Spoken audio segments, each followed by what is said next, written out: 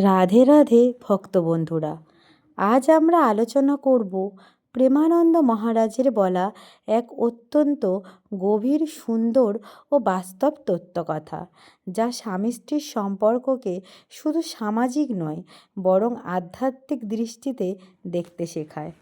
প্রেমানন্দ মহারাজজিকে এক ভক্ত জিজ্ঞেস করলেন, মহারাজজি, যদি কোনো স্বামী ভক্তিভাবের মধ্যে না থাকে, সৎভাবে জীবনযাপন না করে, যদি ঈশ্বরের স্মরণে না থাকে, নিজেকে ঈশ্বরের প্রতি সমর্পণ না করে, তাহলে তার স্ত্রী যদি ভক্তিভাবের মধ্যে থাকে, সৎ কর্ম করে, সৎ আচরণ করে এবং ভগবানের নাম স্মরণ ও জপ করতে থাকে, তাহলে কি তার স্ত্রীর অর্জিত পুণ্য ফলে স্বামীও কি পুণ্যবান হয়?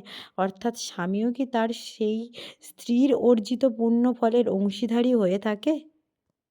উত্তরে মহারাজজি বললেন, না, স্ত্রীর অর্জন করা পুণ্যে স্বামীর কোনো অধিকার নেই।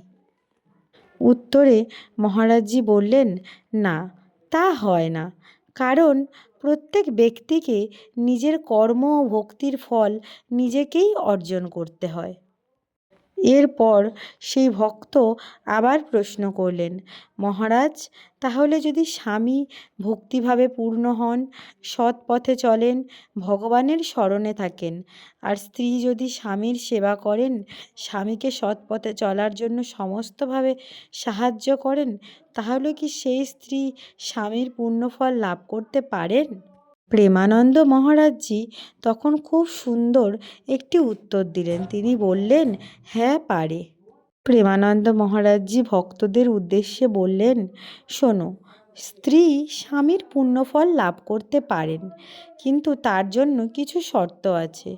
যদি স্ত্রী একনিষ্ঠভাবে স্বামীর সেবা করেন, অন্য কোনো পরপুরুষের প্রতি আসক্ত না হন, মন ও প্রাণ ও কর্ম দিয়ে স্বামীকে সৎ পথে চলতে সাহায্য করেন, তাহলে স্বামীর অর্জিত পূর্ণ ফল স্ত্রীও লাভ করতে পারেন। তখন প্রেমানন্দ মহারাজজি একটি উদাহরণ দিয়ে বললেন, ধরুন স্বামী তীর্থযাত্রা যাচ্ছেন, স্ত্রী তার ব্যাগ গুছিয়ে দিলেন, যাত্রার সমস্ত ব্যবস্থা করলেন। স্বামী ফিরে এলে ভালোবাসা ও শ্রদ্ধার সাথে তাকে গ্রহণ করলেন। তখন শুধুমাত্র স্বামী সেই তীর্থের পূর্ণফল অর্জন করে না, তার সাথে সাথে তার স্ত্রীও সেই তীর্থযাত্রার পূর্ণ ফল লাভ করেন, কারণ স্ত্রী স্বামীর সাধনায় সহযোগী হয়েছেন। এরপর এক ভক্ত বললেন, মহারাজজি, তাহলে স্ত্রী তো বেশি লাভবান? প্রেমানন্দ মহারাজ হেসে বললেন, অবশ্যই, কারণ স্ত্রী তার পুরো জীবন স্বামীর উদ্দেশ্যে সমর্পণ করে। বিবাহের সময় আমরা দেখি স্বামীর হাত নিচে, স্ত্রীর হাত উপরে। এটাকেই বলা হয় পাণিগ্রহণ। এর অর্থ স্ত্রী তার জীবন, দায়িত্ব, ভবিষ্যৎ সব কিছু স্বামীর হাতে সমর্পণ করেন। বিয়ের পর স্ত্রী নিজের বাবা মা, নিজের ঘর, নিজের পরিচিত পরিবেশ সব ছেড়ে স্বামীর বাড়িতে এসে থাকেন। স্বামী কিন্তু স্ত্রীর বাড়িতে গিয়ে থাকেন না। এই ত্যাগই প্রমাণ করে স্ত্রী কত বড় ত্যাগ স্বীকার করেন।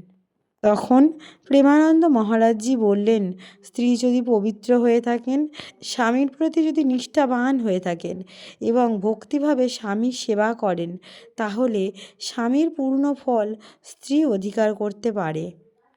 যদি স্বামী ভক্ত হন আর স্ত্রী হন সহযোগী, তাহলে দুজনেই এগিয়ে যায় ভগবানের পথে, দুজনেরই ঈশ্বর প্রাপ্তি ঘটে। হরে কৃষ্ণ। তাহলে ভক্ত বন্ধুরা, আজকের এই তত্ত্বকথা যদি আপনার হৃদয় স্পর্শ করে থাকে, তাহলে মনে রাখবেন, বিবাহ মানে শুধু সংসার নয়, বিবাহ মানে একসাথে ভগবানের পথে এগিয়ে চলা। এই ভিডিওটি ভালো লাগলে লাইক দিন, আপনার প্রিয়জনের সাথে শেয়ার করুন, আর এমন আরও ভক্তিমূলক তত্ত্বকথা পেতে চ্যানেলটিকে সাবস্ক্রাইব করতে ভুলবেন না। রাধে রাধে রাধে রাধে, জয় শ্রীকৃষ্ণ।